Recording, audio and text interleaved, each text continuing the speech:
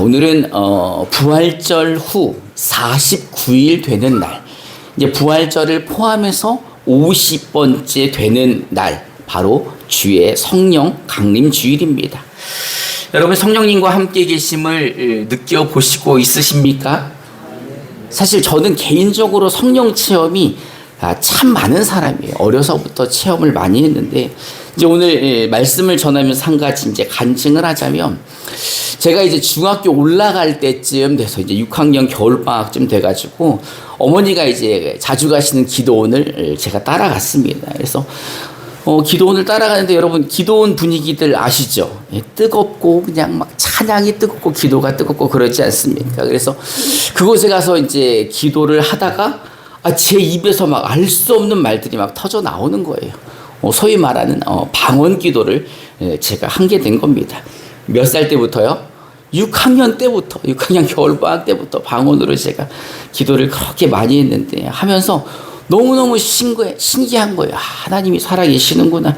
하나님이 이 어린 나에게도 방언을 주셔서 기도하게 하시는구나. 이런 체험을 하면서 많은 위로를 받았습니다. 그래서 그 당시 받았던 그 방언 기도를 통해 그 중2병을 낳은 것 같아요. 제가 중학교를 잘 졸업하고 고등학교 때도 믿음으로 잘 성장할 수 있는 하나님이 저에게 주신 그 다락방 속의 특별한 선물과 같았습니다. 아마 여기 계신 성도님 중에도 인생의 깊은 밤을 지낼 때 남몰래 골방에서 기도원에서 또 방언으로 눈물로 부르짖었던 그 소중한 기억이 있으실 것입니다. 사실 우리가 기도할 때 너무 기도할 게 많으면 기도가 나와야 안 나와요? 나오는구나. 그냥 쭉 이렇게 한마디만 해도 우리 주님이 아셔요, 모르셔요? 다 아시죠. 우리가 다 그런 시절을 겪고 그런 시간들을 이겨오지 않았습니까? 성령님은 누구보다 내 아픔을 잘 아시는 분입니다. 그래서 우리의 눈높이에 맞추셔서 그 작은 다락방에서 우리를 꼭 안아주시는 진짜 다정하신 분이십니다. 그러나 여러분, 우리가 신앙생활을 오래 하고 하나님의 말씀을 더 깊이 알아가다 보면 참으로 놀라운 하나님의 경륜을 깨닫게 되죠. 저도 이제 목사가 되고 또 신학을 공부하면서 제가 예전에 알았던 이 오순절 성령 강림 사건이 얼마나 제가 가진 생각이 얼마나 좁은 생각이었는지를 깨닫게 되었습니다. 사실 우리 흔히 생각하기에 방언 기도하면 그냥 나 혼자 알아들을 수 있는 신비한 소리라고 그냥 생각을 하잖아요. 근데 사실 이 성령님이 이 땅에 오신 목적은 그 아주 작은 그 방언 기도에만 그치지 않는 거예요. 사실 이 우리가 하는 방언 기도는 아주 작은 단면에 불과합니다. 오늘 본문에 나오는 오순절 성령 강림 사건은 단순히 어떤 한 사람에게 신비한 체험을 주고 자랑케 하시는 일이 아니라 오히려 우리 인류의 역사 속에서 깊이 박혀있던 오해와 마음의 저주를 끊어내고 깨어진 세상을 하나로 묶어주시는 하나님의 거대한 사랑의 소통이고 기적이었던 것입니다. 오늘 이 시간 우리 안에 있던 영적인 오해들이 풀리고 또 성령님이 진정으로 원하시는 참된 화목과 소통이 무엇인지 오늘 말씀을 통해 함께 나눠보고자 합니다. 오늘 이제 본문을 보면 제자들이 같이 모여서 함께 기도를 하고 있습니다. 우리 사도행전 2장 1절부터 3절을 개역개정으로 한 절씩 봉독해 보겠습니다. 제가 먼저 1절을 봉독하겠습니다. 오순절 날이 이미 이름에 그들이 다 같이 한 곳에 모였더니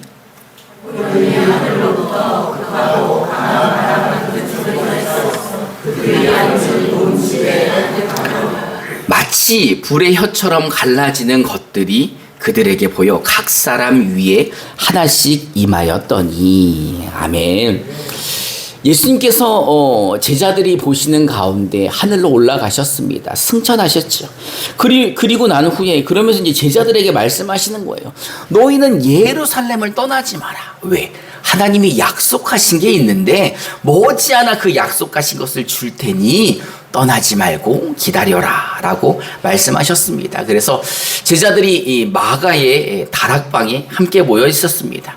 근데 이제 그때 예수님이 승천하시고부터 49일, 예수님이 승천하시는 날을 포함해 50일이 되는 오순절, 그 마가의 다락방에서 급하고 강한 바람 같은 소리가 온 집안에 가득하더니 불의 혀처럼 갈라지는 것들이 각 사람 머리 위에 하나씩 내려 앉았다는 겁니다. 그리고 거기 있는 모든 자들이 성령의 충만함을 받고 성령이 말하게 하심을 따라 다른 언어로 말하기 시작했다는 겁니다. 이제 우리가 여기서 바로 잡아야 될 오해가 있습니다. 많은 성도들이 오순절 이 다락방에서 다른 언어들이라고 하면 우리가 평소에 생각하는 방언 기도할 때 하는 그런 소리라고 생각을 하실 수 있는데, 사실 그것은 우리가 뜻을 알 수 없는, 무슨 이야기인지 모르는 하늘의 비밀한 언어라고 이제 생각을 합니다. 근데 사도 바울은 고린도전서 14장에서 방언을 가리켜 사람에게 하지 않고 하나님에게 하나니 이는 알아듣는 자가 없고 영으로 비밀을 말함이라 라고 했습니다. 그래서 이 바울이 공예배나 그런 방언을 할 때는 예배의 질서와 공동체의 유익을 위해서 반드시 통역하는 사람을 세워라 라고 신신당부를 합니다. 왜냐하면 그렇지 않으면 아무도 못 알아듣잖아요. 여러분, 대표 기도하러 나와가지고 셜셜셜 이러면 알아들어요, 못 알아들어요? 나도 못 알아듣는 걸. 그러니 그렇게 공예배에서 할 때는 누구를 세워라? 통역하는 사람을 세워라 라는 겁니다. 여러분, 이 방언은 누구에게 주신 거예요? 나에게 은밀히 주신 거잖아요.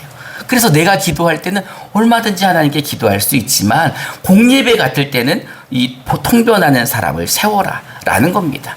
근데 오늘 우리가 읽은 본문 사도행전 2장에서에 나오는 그 오순절 사건의 방언은 다른 말이라는 거죠. 우리 본문 6절과 11절을 우리 함께 봉독해 봅시다. 시작.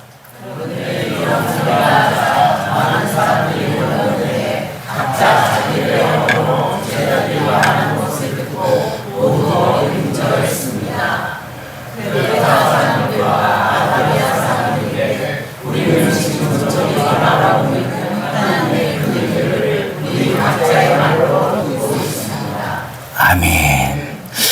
제자들이 막 무슨 소리를 내는 거예요. 그래서 이제 사람들이 몰려들기 시작했습니다. 제자들이 나와가지고 막 뭐라고 전도를 하는데 뭐라 하는지 잘 모르겠어요.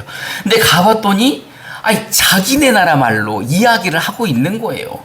거기에 이제 모여든 사람들을 보니까 당시 명절을 지키려고 예루살렘에 세계 각국의 유대인들이 모여든 거예요. 근데 그 유대인들이 깜짝 놀란 거죠. 내가 이스라엘 예루살렘에 와가지고 내 고향 언어로 내가 이런 소리를 듣는다는 게 너무 놀라운 거예요.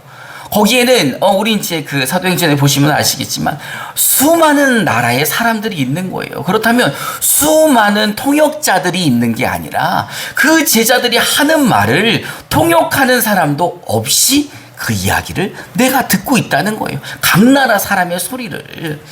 근데 그 수많은 사람들에게 그 나라 말로 복음을 전하는 사람들이 누구인가 보았더니 어부들인 거예요. 갈릴리 어부도 있고 그냥 그렇게 공부를 많이 한 사람들이 아닌 거예요. 그러니 그들이 이게 어찌 된 거냐?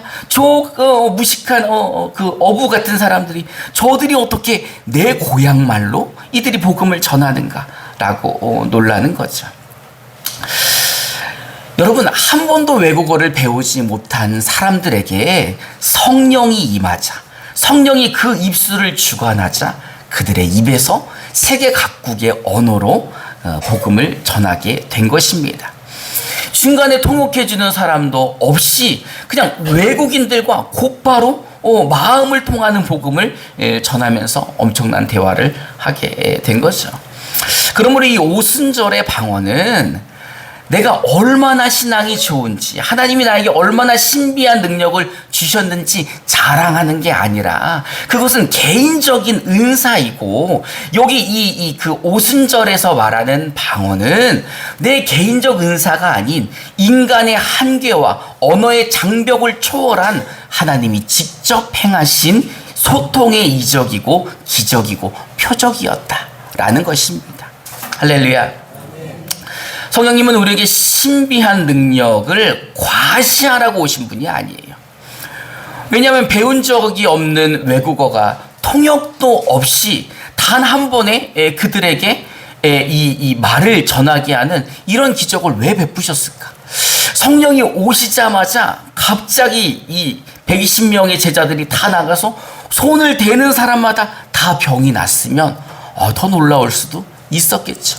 이 120명의 제자들을 통하여서 더 놀라운 일들이 일어났었으면은 뭐 더 놀랄 수도 있었지만 왜 하나님께서 처음 하신 이 사역이 이 통역하는 사람 없이 제자들의 입을 통해서 복음을 전하는 것일까? 사실 이것은 전 세계 모든 열방에 예수 그리스도의 복음을 전하는 시대가 열렸음을 온 천하에 선포하기 위한 사건이라는 것입니다. 할렐루야. 여러분, 성령 충만이라는 것은요, 그 나만의 신비한 체험에 도취되는 것이 아니라 한 영혼을 구원하기 위해 그 사람의 눈높이로 내가 먼저 낮아지는 사랑의 기적임을 믿으시기 바랍니다. 그렇다면 하나님은 왜 이런 기적을 보여주셨는가? 이 오순절 사건의 이 성령의 역사는 이 구약 창세기 이 11장에 나오는 바벨탑 사건의 저주를 깨뜨리고 치료하신 하나님의 거대한 사랑의 역사였습니다.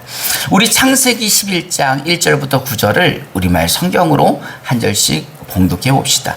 제가 먼저 1절을 봉독하겠습니다. 당시 온 세상에는 언어가 하나였으며 같은 말을 썼습니다. 사람들이 동쪽에서 와서 신할 땅에서 평안을 발견하고는 그곳에 정착했습니다. 그들이 서로 말했습니다. 자, 우리가 벽돌을 만들어 단단하게 굽자. 그들은 돌 대신 벽돌을 진흙 대신 역청을 사용했습니다. 그리고 그들이 말했습니다. 자, 우리가 우리를 위해 성을 쌓고 하늘까지 닿는 탑을 쌓자. 우리를 위해 이름을 내고 온 지면에 흩어지지 않게 하자. 여호와께서 사람들이 쌓는 성과 탑을 보시기 위해 내려오셨습니다. 그리고 여호와께서 말씀하셨습니다. 저들이 한 민족으로서 모두 한 언어를 말하고 있어 이런 짓을 벌이기 시작했다. 그러니 이제 그들이 하고자 꾸미는 일이라면 못할 게 없을 것이다. 자, 우리가 내려가서 거기서 그들의 언어를 혼란하게 해 서로 알아듣지 못하게 하자. 그리하여 여호와께서는 그들을 그곳에서부터 온전하게 흩어버리셨습니다. 그들은 성 쌓는 것을 그쳤습니다. 그래서 그곳 이름이 바벨이라 불리는 것입니다. 그곳에서 여호와께서 온 세상의 언어를 혼란하게 하셨기 때문입니다. 그곳에서 여호와께서 그들을 온 땅에 흩으셨습니다. 아멘. 홍수 심판 이후 인간들이 모여 살면서 아주 교만한 생각을 하였습니다. 자, 이제 우리가 벽돌을 굽자. 아주 단단하게 벽돌을 구워서 높이 쌓아 올려보자. 그 꼭대기를 하늘에 닿게 하자. 그리고 우리의 이름을 널리 알리고 이제 온 지면에 흩어지는 것을 면해보자 라고 만든 거예요. 여러분, 인간이 왜 바벨탑을 쌓았습니까? 그 진짜 이유는 하나님처럼 내가 높아지겠다는 거예요. 그 교만으로 하나님의 통치가 아니고 하나님의 다스림이 아닌 이제 우리가 모여서 우리 힘으로 우리가 흩어짐을 한번 면해보자 라는 욕심이었다는 겁니다. 하나님은 그 모습을 보고 그대로 두지 않으셨습니다. 인간들이 쌓아 올린 그 탑을 보시고 아주 무서운 심판을 내리셨는데 그 심판이 바로 언어를 혼잡하게 하신 것입니다. 그 전까지 온 세상이 하나의 언어를 사용하였고 말이 하나였습니다. 말하자면 완벽하게 소통되었던 세상이라는 겁니다. 그런데 하나님께서 그들의 언어를 흩으시자 그들은 서로의 말을 알아들을 수가 없게 된 거예요. 말이 통하지 않자 오해가 생겨나고 오해가 생겨나자 미움이 싹트고 시기가 생기고 질투가 나며 파벌이 나눠지고 말이 통하는 사람들끼리 흩어지게 된 거죠. 결국 그 바벨탑은 멈추게 되었고 이제 서로를 불신하며 이 말이 다른 사람들과 전쟁까지 하는 슬픈 저주를 받게 된 것입니다. 이때부터 우리 인류는 끊임없이 분열과 소외 그리고 외로움이 시작된 것입니다. 근데 오늘 오순절 마가의 다락방에서는 어떤 일이 일어났습니까? 창세기 이 바벨탑이 시작된 그 오랜 불통과 분열의 저주가 성령의 임재로 말미암아 한순간에 뒤바뀌어 버리는 역사적인 사건이 일어난 거죠. 바벨탑에서는 인간 스스로 자기 스스로 높이려다가 언어가 갈라졌는데 오순절 마가의 다락방에서는 예수님의 말씀을 듣고 모여서 기도하던 자들에게 그 말씀에 순종하는 자들에게 하나님께서 성령을 보내주셨다는 겁니다. 할렐루야. 바벨탑에서는 언어가 통하지 않아 사람들이 남남이 되어 흩어졌는데 오순절 성령이 임한 자리에는 흩어져서 살던 세상 사람들의 그 언어로 그 한 사람 한 사람의 언어로 그들을 복음 안으로 다시 불러들이게 되는 소통의 역사가 일어났던 것입니다. 할렐루야. 여러분, 성령님은 편을 가르고 나누시는 분이 아닙니다. 성령님은 우리의 교만 때문에 꽉 막혀있는 인간과 인간 사이의 높은 담벼락을 단숨에 허무시고 서로 아픈 말을 귀담아 듣게 하시는 소통의 영이신 줄 믿으시기 바랍니다. 미움으로 흩어졌던 우리를 예수 그리스도의 사랑 안에서 다시 한 가족으로 한 몸으로 따뜻하게 묶어주시는 위대한 치료의 역사가 오늘 성령 강림의 본질이라는 것입니다. 할렐루야. 이제 우리는 이 소통의 기적을 우리의 삶에 또 우리 가정에 또 우리 교회에 구체적으로 적용해야 하는 것입니다. 여러분, 지난 몇 주간 동안 우리가 말씀을 나누면서 우리가 마음을 하나로 모았었죠. 어버이 주일에는 무슨 말씀을 전했었죠? 스승의 주일도 기억이 안 나는데 어버이 주일이라면 언제요? 우리가 시편 133편을 통해 아버지를 웃게 하는 이름 화목이라는 제목으로 말씀을 전했었죠. 우리 가정이 서로 연합할 때 얼마나 아름다운지를 우리가 꿈꾸었습니다. 그리고 지난주 스승의 주일에는 요한복음 17장을 통해 예수님의 마지막 소원인 거룩한 하나됨이라는 말씀으로 우리 교회가 주 안에서 온전히 하나가 되어야 함을 우리가 서로 마음에 새겼었죠. 여러분, 지난 2주간 그 말씀을 마음에 품고 이제 삶의 자리에서 화목하게 지내려고 노력은 하셨어요, 안 하셨어요? 노력도 안 하신 거예요? 노력은 했죠. 근데 쉽습니까? 쉽지 않습니까? 사실 우리의 현실은 그렇지 않죠. 저도 이제 화목하게 사는 게 제 인생의 목표일 정도로 가정이 화목하기를 원하지만 제가 가지고 있는 승질과 제가 가지고 있는 성격과 성품이 그러지 못할 때가 많은 거예요. 보면서 제가 깨달은 것은 내 결단과 내 노력만으로도 내 가정을 지킬 수가 없구나. 내 힘으로는 할 수 없구나. 라는 생각이 들었던 거예요. 그러니 교회도 하나 되어 유지되는 게 쉽습니까? 쉽지 않습니까? 쉽지 않은 거죠. 우리는 매일 집에서 남편으로 살고 아내로 살고 부모로 살기도 하고 자녀로 살기도 합니다. 그러면서 서로 대화를 하지만 대화가 통해요, 안 통해요? 잘 안 통할 때가 많이 있죠. 그럴 때마다 답답하죠. 속상하고 뭐 다른 말을 쓰는 것도 아닌데 내가 영어로 말하는 것도 아닌데 상대방이 내 진심을 알아주지 못할 때 얼마나 섭섭합니까? 근데 왜 그렇습니까? 왜 그런 일이 일어납니까?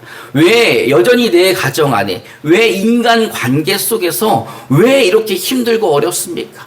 우리 아까 이민호 집사님 간증하시잖아요. 제일 어려운 게 뭐라고요? 돈이 아니라 관계라고요. 저 사람 관계 많이 안 하는 사람인데 그 좁은 관계 안에서도 뭐가 힘들어요? 관계가 힘들다는 거예요. 근데 왜 그럴까? 사실은 보면은 우리의 안에는 내 생각이 있고 내 마음이 있고 내 자존심이 있죠. 다시 말해 내가 쌓아 올린 바벨탑이 있다는 거예요. 내 안에 내 바벨탑이 있는데 그거를 누가 건드리는 순간 뭐가 올라옵니까? 1번 뚜껑이 열리고 2번 안에서부터 뭐가 치밀어 오르면서 내가 하나님처럼 되고자 하는 거죠. 왜 그런 일이 일어났습니까? 우리가 하나님처럼 되고자 우리의 조상 아담과 하와가 선악과를 먹음으로 말미암아 내 삶의 기준은 하나님이 아닌 누가 된 거예요?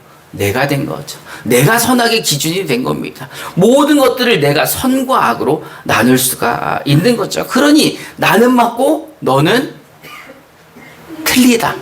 말은 안 해도 마음으로는 다 그렇게 생각을 하고 있는 거죠.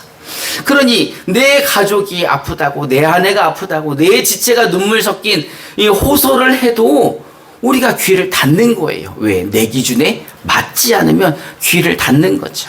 한 지붕 아래 살면서도 이 바벨탑의 저주처럼 이 소통이 단절되어서 외롭게 살아가는 것입니다.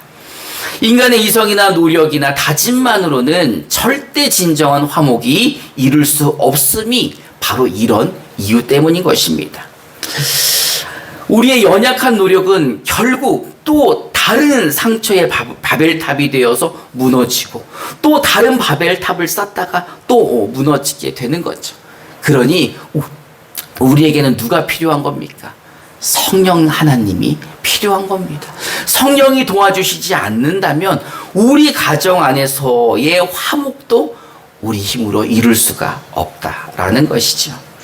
오순절 마가의 다락방에 성령님이 임하셨을 때 수천 년 동안 막혀있던 언어의 장벽이 녹아져 내렸습니다. 드디어 그 막혀있던 장벽이 허물어지고 소통이 시작되었다는 것입니다. 할렐루야. 오늘 이 시간 성령님이 우리 딱딱한 마음 가운데 임하실 때 비로소 내 가정의 벽이 무너지고 우리 교회의 담벼락이 무너질 줄 믿습니다. 참된 성령 충만함은 내가 남들보다 더 대단한 영적 체험을 했다고 목에 힘주며 자기를 높이는 미성숙한 자리가 아닙니다. 어떤 사람들은 그런 얘기하죠. 나 하루에 10시간씩 기도하는 사람이야. 그래서 뭐? 나는 24시간 기도하는 사람이야. 라면서 자기의 바벨탑을 자랑하는 거예요. 어떤 분은 나는 평생 새벽을 깨운 사람이야. 나 새벽 예배를 한 번도 안 빠졌다고 나는. 어쩌라고요? 자기 바벨탑을 자랑하고 있는 거예요. 나는 방언을 하고 나는 40일을 금식하고 나는 1000번이나 제단을 쌓고 누구는 성경을 100번이나 통독했다고 자랑하는데 여러분 내가 얼마나 영적이고 신령한 사람인지 그것을 자랑하는 사람들은 자신의 바벨탑을 쌓으며 그 바벨탑을 자랑하는 것과 똑같습니다. 목사님 중에서도 그런 사람이 있죠. 내가 기도하면 다 돼. 왜? 그 교회에선 잘 안 돼? 그럼 어느 교회로 가면 돼? 우리 교회로 오란 말이야. 내가 손만 얹으면 다 돼. 그런 사람들 보셨어요? 못 봤구나. 다행이다. 내가 손만 얹으면 모든 문제가 해결되고 내가 손만 얹으면 모든 병마가 떠나간다고 말하지만 그들은 하나님의 능력과 내 능력을 혼용해서 사용하고 있는 거예요. 여러분 다시 말해 하나님이 하시는 일들을 누가 했다고 말하는 거예요. 내가 했다고 바벨탑을 쌓아서 자랑하고 있는 거죠. 여러분 특별히 그런 분들 조심하시기 바랍니다. 여러분 제가 기도 많이 한다고 자랑해요 안 해요? 해요 안 해요? 제가 40일 금식했다고 자랑해요 안 해요? 안 하잖아요 저. 왜 안 할까요? 그게 능력이 아닌 걸. 능력은 누구에게 있습니까? 하나님에게 있는 거잖아요. 진짜 성령 충만한 사람들은요 자신의 바벨탑을 쌓지 않습니다. 그리고 자신의 바벨탑을 자랑하지 않습니다. 진짜 성령 충만한 사람은요 내 이기심과 내 자존심을 십자가 앞에 조용히 내려놓는 사람이에요. 저 지금부터 다 내려놓습니다. 저 10시간 기도한 거 내려놓겠습니다. 박수! 이러지 않고 조용히 아무도 모르게 십자가 밑에 내려놓는 사람이란 것입니다. 진짜 성령 충만한 사람은 내가 기준이 아니라 누가 기준이에요? 하나님이 기준이고 말씀이 기준이 되는 사람이에요. 그러니 나를 드러내지 않고 하나 되게 하시는 성령 하나님의 인도하심에 따라 내 남편이 알아들을 수 있는 다정한 언어로 말하는 사람, 내 자녀가 위로받을 수 있도록 격려의 말을 하는 사람, 내 눈높이를 낮추어서 그 사람들의 눈높이에서 말해주는 사람, 내가 먼저 낮아지고 또 나보다 더 낮은 사람들의 이야기를 들어주고 그들의 마음을 알아주는 사람, 내 주변에 상처받은 자들에게 그 작은 신음에도 귀를 기울이는 하나님의 자녀 같은 그런 사람이 바로 진짜 성령을 받은 사람, 진짜 성령 충만한 사람이라는 것입니다. 할렐루야. 여러분, 저는 우리 임마누엘 교회 모든 성도님들이 진짜 성령을 받아 성령 충만한 하나님의 자녀가 되기를 소망합니다. 그래서 우리가 하나님 앞에 겸손할 때 하나님은 그 자리에 오순절 다락방에 임하셨던 놀라운 화목의 기적을 이루어 주시는 것입니다. 제가 어릴 때 기도원에서 방언을 받고 기도를 했었죠.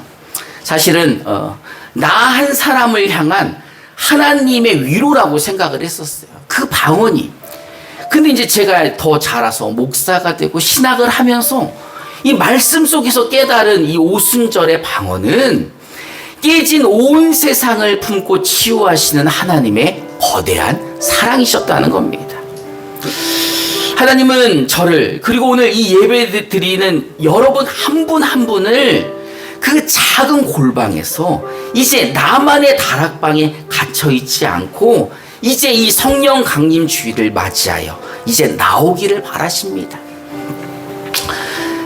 우리의 이 좁은 생각의 지평을 이제는 넓혀야 될 때입니다.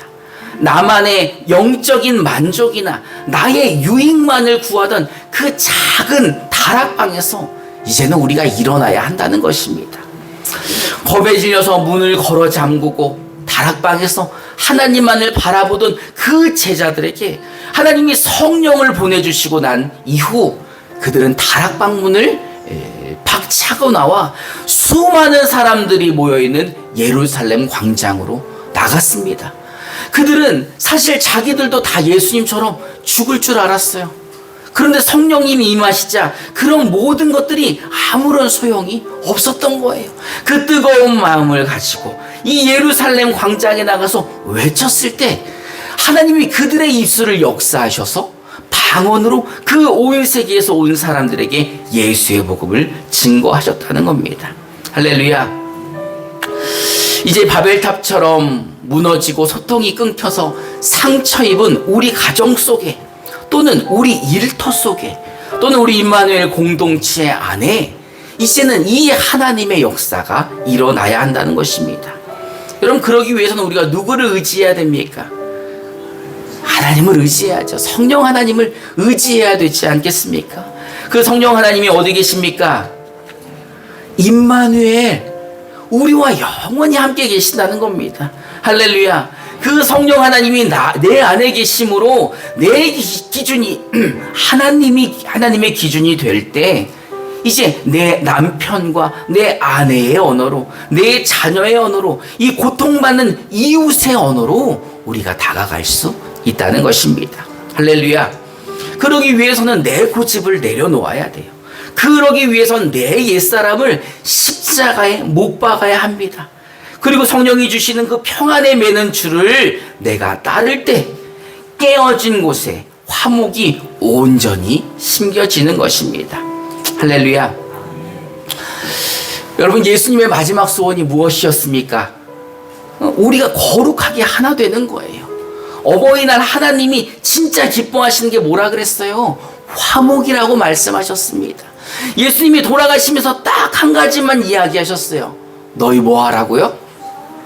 서로 금식하라. 서로 사랑해라. 사랑해라. 제발 너희 서로 사랑해라. 여러분, 우리 임마누엘 교회에 이 사랑이 싹트기를 소망합니다. 이제 우리 임마누엘 교회를 통하여서 나만의 다락방을 활짝 열어 제치고 나와 이제 세상 광장 가운데 주의 복음을 들고 나아가는 우리 임마누엘 교회 되기를 주님의 이름으로 축원합니다. 우리 함께 찬송하고 기도하는 시간 갖도록 하겠습니다.